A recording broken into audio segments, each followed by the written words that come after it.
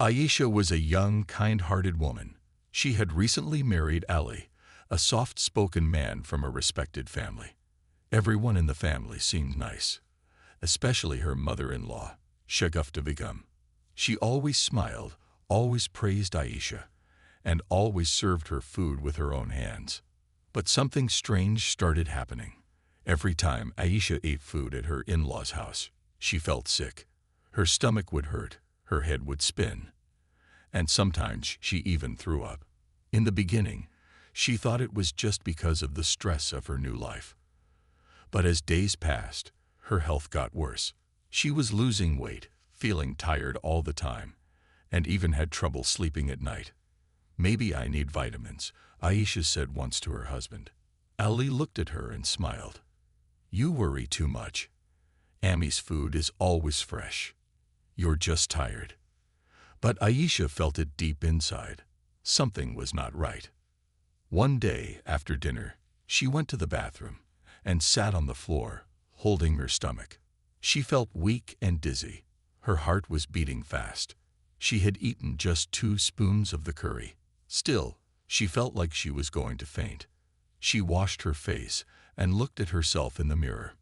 "Why does this happen only here?" she thought. "At my mother's house, I'm always fine." She started keeping notes. She noticed that whenever she ate at her parents' house or outside, she felt normal. But the moment she ate anything made by her mother-in-law or sister-in-law, she would fall sick within the hour. Days turned into weeks, and Aisha stopped eating properly. Her mother-in-law noticed. "Beta, why are you not eating well?" Shagufta Begum asked sweetly. "Is my cooking not good?" Aisha smiled weakly. "No, Ami. It's just my stomach. Maybe a little upset." The mother-in-law gently touched her cheek. "Poor girl, you are too delicate." That night, Aisha didn't sleep. Her mind kept thinking and thinking. She remembered something her friend had once told her. Sometimes, people use food to harm others. That thought scared her. The next day, Aisha made a decision. She would pretend to eat. At lunch, she carefully took small bites and secretly dropped some food into a tissue. She hid it in her handbag. That evening, she told Ali she wanted to visit her parents. At her mother's house, she looked better. Her face had more color. Her mother noticed the change. "You always fall sick at their place," her mother said. "Beta, something is wrong." "I think so too, Ami," Aisha said softly. She took out the tissue and showed her the food. "I want to get this tested. I just want to be sure." Her mother nodded. They both went to a small private lab in the city. The man there took the food sample and said, "Come back in 2 days." Aisha felt scared, but also brave. At least now, she was doing something. When she returned home, everything looked normal. Her in-laws smiled at her. Her sister-in-law, Sarah, even brought her juice. But Aisha didn't drink it. That night, Aisha had a dream. In it, someone was crying and calling her name. She woke up sweating. The next day, she got a call from the lab. "Miss Aisha," the voice said, "we found something in your food. You need to come here." Her hands were shaking as she held the phone. Her heart felt heavy. When she arrived, the man showed her the report. His face was serious. "There are traces of a mild poison in this food. It's not strong enough to kill, but if taken every day, it can slowly destroy your body." Aisha couldn't speak. Her eyes filled with tears. "Who would do this to me?" she whispered. Her world started spinning. Her hands turned cold.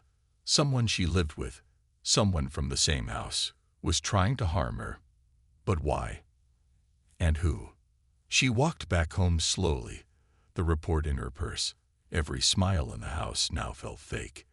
Every kind word felt like a lie.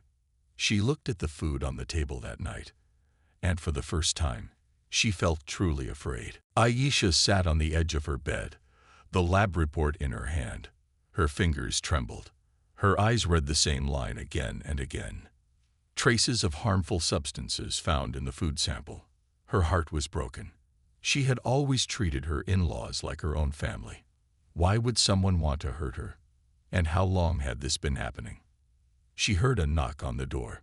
It was Ali. "Are you okay?" he asked. "You look tired." Aisha looked at him, but didn't say anything. Could she trust him? What if he already knew? "I'm fine," she said with a fake smile. "Just need rest." Later that night, when everyone was asleep, Aisha took out the report and hid it in her closet, deep under her clothes. She had to be careful now. Someone in this house was slowly poisoning her, and they didn't want her to find out. The next day, Aisha started watching closely. She noticed small things she had never paid attention to before. Her sister-in-law, Sarah, always made the tea, but never drank it herself. Her mother-in-law always served Aisha food with extra care, but never let her serve herself. Even the maid avoided eye contact with her. Everything began to feel strange and wrong. That evening, Aisha told Ali, "I want to talk to you. Please listen to me seriously." Ali looked confused. "What is it?" "I think someone is mixing something in my food." Ali raised his eyebrows. "What? Are you serious?" "Yes," Aisha said firmly. "I took a food sample to the lab. The test says it has poison in it." Ali laughed nervously. "You must be mistaken. Our family would never do such a thing." "I'm not lying," she said. "I have proof." Ali got angry. "Don't talk like this about my family. They love you." Aisha looked down. Her own husband didn't believe her. She felt alone. The next morning, Aisha went to the kitchen quietly. She wanted to see everything with her own eyes. She hid behind the door. From there, she could see Sarah cooking. Suddenly, Sarah took a small bottle from her purse. She looked around quickly and poured something into the curry. Then she wiped her hands and smiled.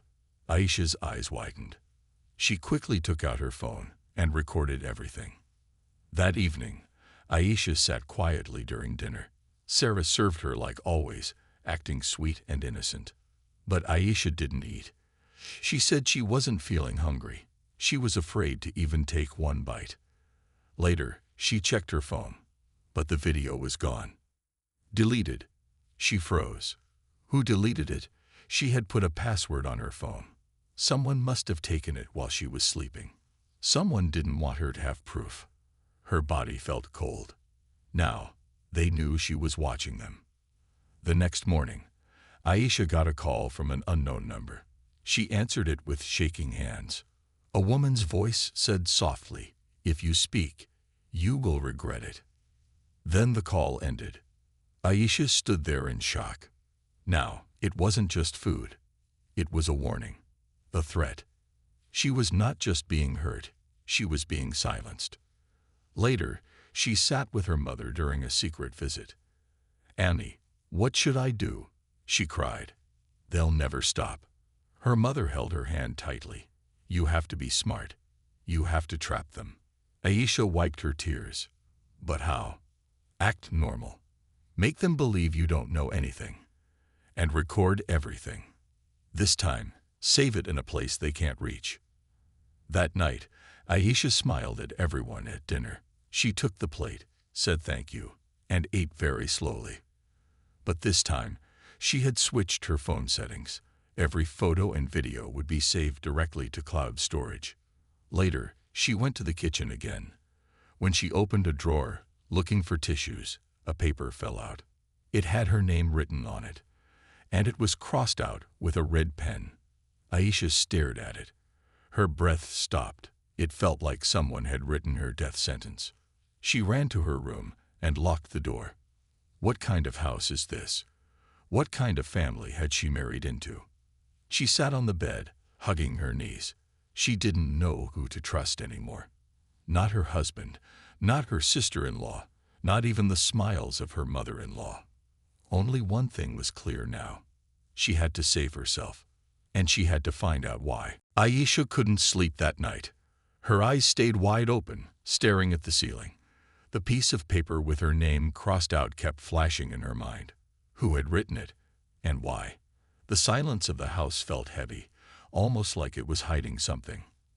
Aisha got up, walked to the window, and looked outside. The night looked calm, but her heart was full of storm.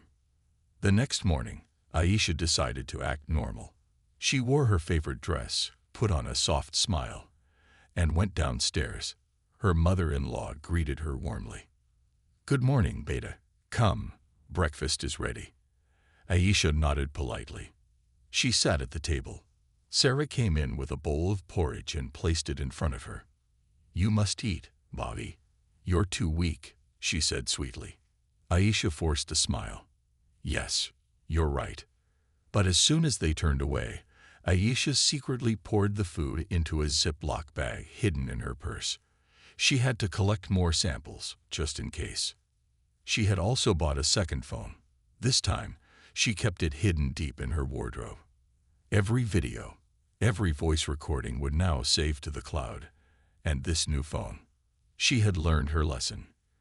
Later that day, Aisha quietly entered the kitchen again. She stayed behind the door and waited. She didn't have to wait long.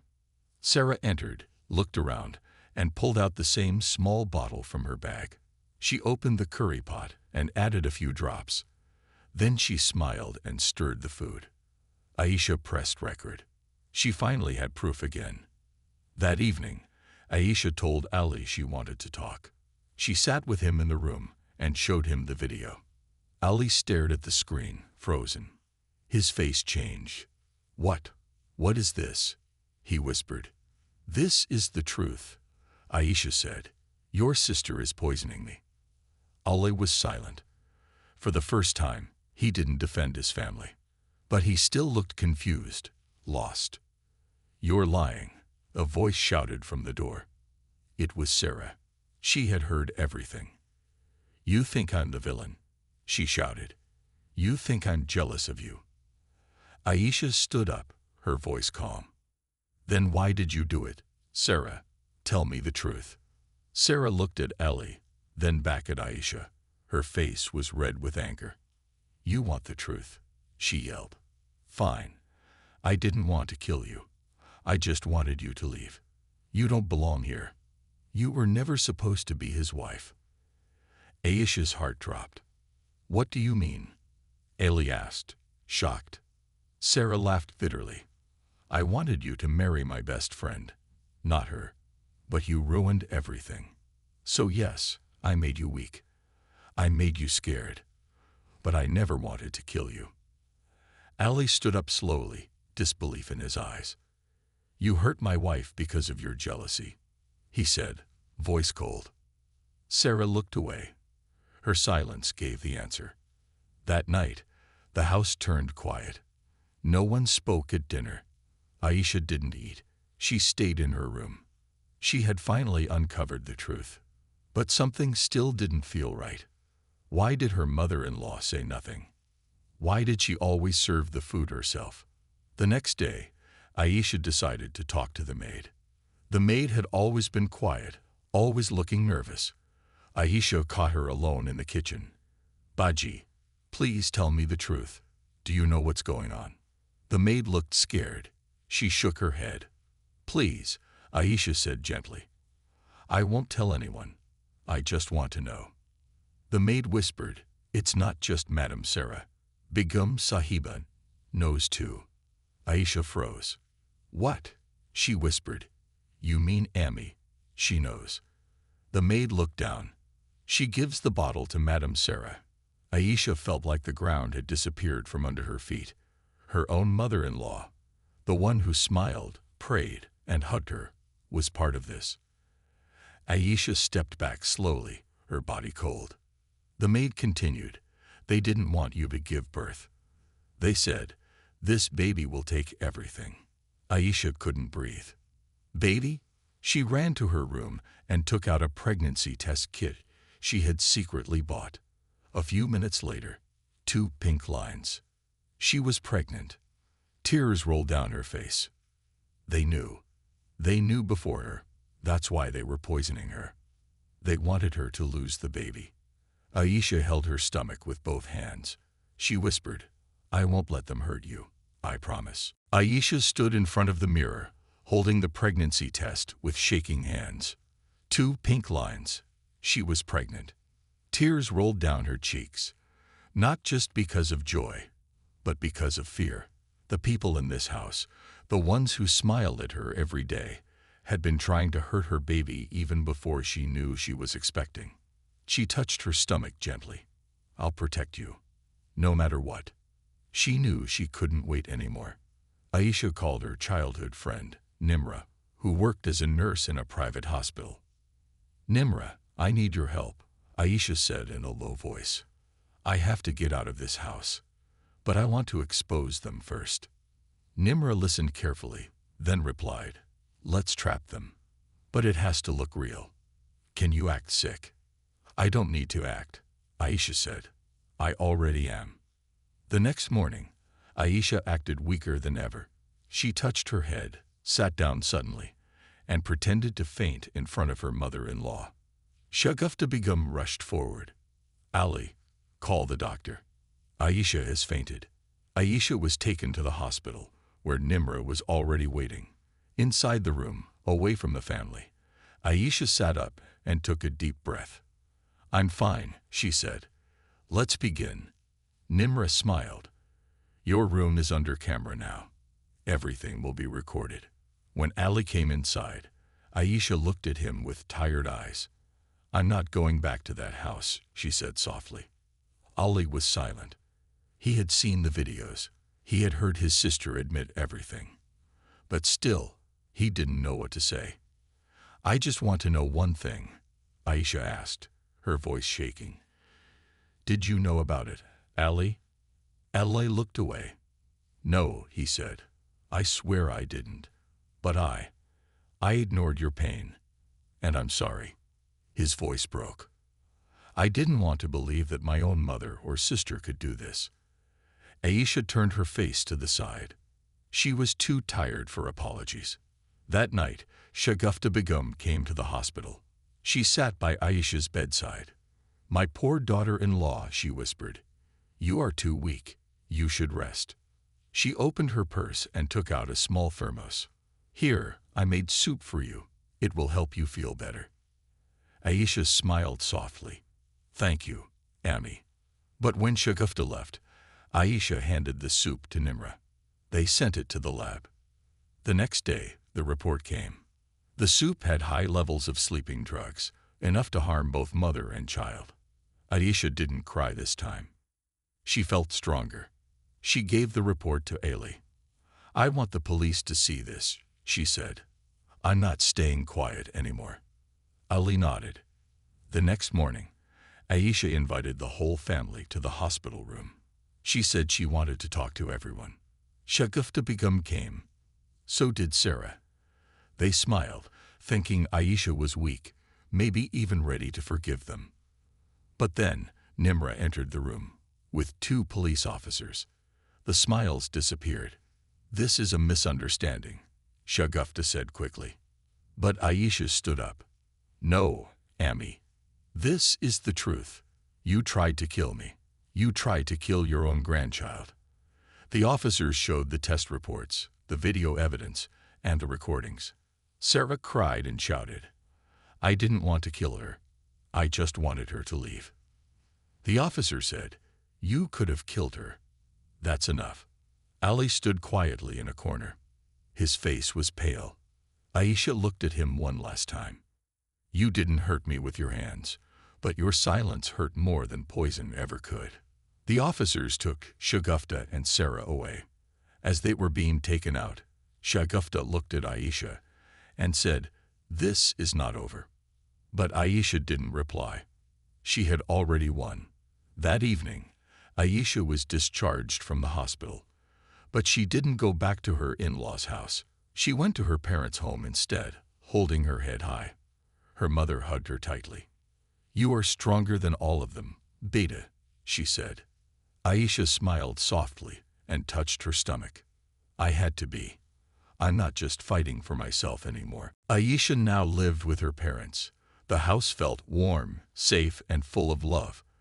But deep inside, she was still healing from the betrayal, from the poison, and from the silence of the people she once called family. Every morning, she woke up to her mother's voice calling her for breakfast. Her father brought her favorite fruits, and at night, she spoke softly to her unborn child, telling stories of courage and hope. But one question still hurt her heart. Why? Why would a mother-in-law try to kill the mother of her grandchild? Why did her husband stay silent for so long? One afternoon, Aisha received a call. It was from Ali. "I know you don't want to see me," he said, "but there's something you need to know." Aisha was silent. "There's more to this than you think," he continued. "Will you meet me just once?" After some thinking, Aisha agreed, but only at a public cafe. She arrived early and sat at the corner table. Ali walked in slowly, holding an old file in his hand. He looked thinner, tired, and not like the man she once loved. "I didn't just come to say sorry," he said as he sat. "I came to show you the full truth." He opened the file and placed some papers in front of her. Aisha picked them up and read slowly. Her eyes widened. The papers were legal documents, wills, property deeds, and family records. "What is this?" she asked. Ali sighed. "My mother always wanted control over everything. My father's property, my decisions, even the future of our child.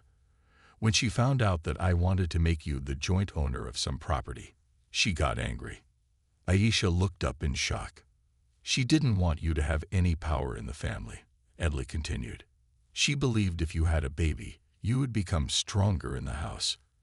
And she feared that." "And Sarah?" Aisha asked, her voice shaking. "Sarah just followed Ami," Ali said. "She was jealous, but Ami was the mastermind. She planned it all." Aisha felt numb. All this time, the reason behind her pain wasn't just jealousy. It was greed, fear, and power.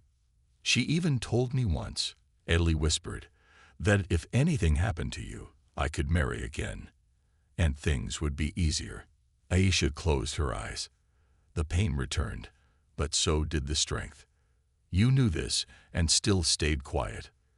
Ali lowered his head. "I was weak." She stood up slowly. "I'm not angry anymore, Ali," she said. "I'm just done." He looked at her with teary eyes. "I don't want you back," Aisha continued, "but thank you for telling me the truth." That night, Aisha sat with her father and mother. She told them everything. They listened quietly, their eyes full of sadness. Her father finally said, "You did the right thing, Beta. You stood for yourself when no one else did. That is real strength." Months passed. Aisha focused on her health. She went for walks, listened to peaceful music, and wrote letters to her unborn baby. Then came the big day. Aisha gave birth to a beautiful baby girl. She named her Noor, light. The nurses cried tears of joy. Her mother held the baby and whispered, "She looks just like you." When Aisha held Noor in her arms for the first time, she smiled with full heart. "You are born from pain, but you will grow with love," she whispered. Years later, Aisha opened a support center for women who had faced abuse from in-laws. She named it Noor Foundation. She told her story not with shame, but with pride. People came from faraway cities to listen. She ended every speech with one line. "Sometimes, the people who smile at you are the ones who hurt you the most. But the moment you stop being silent, they lose." Aisha never looked back. Her past was behind her. Her truth had saved her life, and her daughter's. And her story, once full of fear and betrayal, became one of courage and light. 4 years later, Aisha stood in front of a large hall, wearing a white shalwar kameez with a soft pink dupatta. Her daughter, Noor, played with her crayons in a corner of the stage. The banner behind her read, "Noor Foundation, 100 women saved." Aisha took a deep breath before walking up to the mic. Her voice echoed gently through the crowd. "I was once a quiet woman," she said, her eyes soft but strong. "I thought silence would protect me. But I was wrong. Speaking the truth saved my life." The hall filled with claps. She smiled, stepped down, and walked toward Noor. Time to go home, Mary John. But just as she reached the exit, a voice stopped her. Aisha. She turned slowly. It was Ali. He looked older. His face was tired, and his eyes carried guilt. Noor looked up and asked, Mama, who is he? Aisha held her daughter's hand tightly. He's no one, Beta. Ali stepped closer. I just wanted to see you. And her. I didn't come to fight. I came to say something. Aisha didn't answer. She just waited. I got divorced, he said quietly. After you left, I tried to start again. But nothing felt right. I couldn't forgive myself. You shouldn't ask me to forgive you, Aisha said. That was your choice then. I made mine. Ali looked at Noor, his voice shaking. Can I just talk to her? Once. Aisha took a deep breath. She knelt beside Noor. Sweetheart, this uncle is someone from Mama's old life. He wants to say hello. Is that okay? Noor looked at him curiously, then nodded. Ali knelt too, keeping his hands to himself. Hi, he said softly. You have your mother's eyes. That means you are strong, just like her. Noor smiled politely but stayed close to Aisha. Ali stood up again. I won't bother you again. I just wanted to say I'm proud of you. Both of you. Then he turned and walked away. Aisha didn't stop him. She just watched. Later that night, Noor asked, Mama, was that man my papa? Aisha paused. The truth was difficult, but she believed in honesty. Yes, she said softly. He was your papa, but he made some very bad choices. Do you still love him? Noor asked. Aisha looked out the window. I loved who I thought he was, but people change, and so do we. Noor nodded slowly. I only need you. Aisha hugged her tightly. You'll always have me, she whispered, and I'll always protect you from the world and from the past. In the coming weeks, Aisha's foundation grew. More women came forward. She opened a second center in another city. She trained other survivors to become leaders. And every time she stood in front of a crowd, she didn't just tell their story anymore. She told their stories too. She had turned pain into power. And though the past had knocked once more, it could never break her again. Aisha sat at her desk late one evening. Outside, the wind gently moved the trees, and the city lights twinkled far away. Her daughter, Noor, had fallen asleep beside her on the sofa, hugging her favorite doll. On the table in front of Aisha were 10 letters. Each one was written by a woman who had stayed at Noor Foundation. Each letter told a painful story, and at the end of every letter was the same sentence. You gave me hope when no one else did. Aisha closed her eyes. These weren't just letters. They were proof that her journey had meaning. Her past, filled with pain and betrayal, had now become someone else's safety net. She picked up her pen and started writing a reply to one of the letters when her assistant, Rita, knocked gently and entered the office. Madam, there's a girl outside. She says she has no place to go. Aisha stood up immediately. Bring her in. The girl entered, wearing torn clothes and covering her bruised face with her dupatta. Her eyes were swollen, but her spirit wasn't completely broken. She sat down and whispered, My name is Zoya. Aisha sat beside her and spoke gently. You're safe here, Zoya. No one will hurt you now. Zoya broke down. I left home because my in-laws beat me every day, and my husband never stopped them. I tried to tell my parents, but they told me to stay quiet for the sake of my marriage. Aisha held her hand firmly. You don't have to stay quiet anymore. You have a voice, and we will help you use it. That night, Aisha couldn't sleep. Zoya reminded her so much of her younger self, weak, lost, and silenced.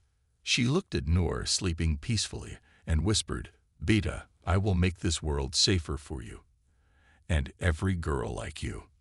The next morning, Aisha called a meeting. We need to expand, she told her team. We need a helpline, a legal aid desk, and 24-hour emergency shelter. Too many women are knocking at our doors, and we must open more. Rida looked concerned. But we don't have enough funds for such a big expansion. Aisha paused. I'll sell my old house. Everyone looked shocked. That house has painful memories. I don't want it. But I do want to build a future for women who have nowhere else to go. So she did it. Aisha sold the house where she once cried silently every night. With the money, she opened Noor Shelter, a home for healing. Months passed. Zoya recovered. She learned new skills, found a job, and even helped other women feel safe. One day, she came to Aisha and said, I want to thank you. Aisha smiled. By standing on your feet, you've already thanked me. No, Zoya said. I want to give something back. I want to work here, full time. I want to help women the way you helped me. Aisha nodded with pride. You're not a victim anymore, Zoya. You're a warrior. That year, the government awarded Aisha with a Woman of Courage medal. News channels interviewed her. Magazines wrote her story. People from all over the country came to meet the woman who turned her tears into a torch for others. But Aisha didn't care about awards. What mattered to her most was that every woman who entered Noor Foundation left with her head held high.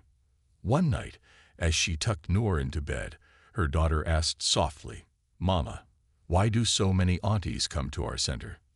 Aisha thought for a moment, then replied, because the world has not been kind to them. But we are changing that. And one day, Noor asked, will I help them too? Aisha smiled and kissed her forehead. You already do, Noor. You give them hope just by being born. And as Aisha turned off the light, she knew one thing. The girl who once cried alone in a dark room had become the light for hundreds of others. The sun was setting, and golden light poured into the big room at Noor Shelter. The walls were filled with paintings made by women who had once come in crying, but left smiling. There were soft pillows in the corners, shelves with books, and photos of strong women, some with bruises on their faces and fire in their eyes. At the center of the room stood Aisha, now wearing a calm smile, her posture proud but gentle. She looked around at the women gathered for the evening circle. Many were new. Some still wore pain in their eyes. Some clutched small babies. Others had come with nothing but broken hearts. But all of them had one thing in common. They were survivors.